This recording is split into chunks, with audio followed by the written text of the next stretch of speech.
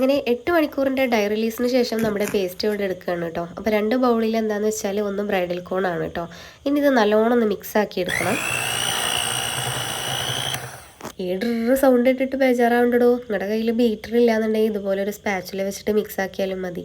പിന്നെ ഇതിൽ കളിച്ചിരിക്കാൻ ഭയങ്കര രസമാണ് കേട്ടോ.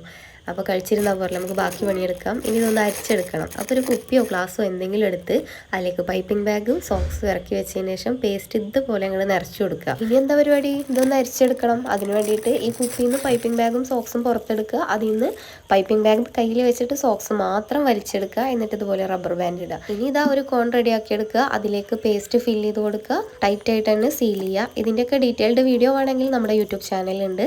അതിൻ്റെ ലിങ്ക് നമ്മുടെ ബയോയിലും ഉണ്ട് കേട്ടോ. അപ്പോൾ ഇത്രയേ ഉള്ളൂ, നമ്മുടെ കിടുക്കാച്ചി കോൺ ഇവിടെ റെഡി ആയിട്ടുണ്ട്. ഇനി ഇതും വെച്ചൊന്ന് വരച്ച് നോക്കിയാലോ. ലൈൻസ് ഒക്കെ നല്ല പെർഫെക്റ്റ് ആയിട്ട് തന്നെ വന്നിട്ടുണ്ട്. അപ്പോൾ നമ്മുടെ വീഡിയോ ഇഷ്ടപ്പെട്ടാൽ ലൈക്ക് ചെയ്തോ, കൂടെ കുടിക്കോ. Thank you. അടുത്ത വീഡിയോയിൽ കാണാം.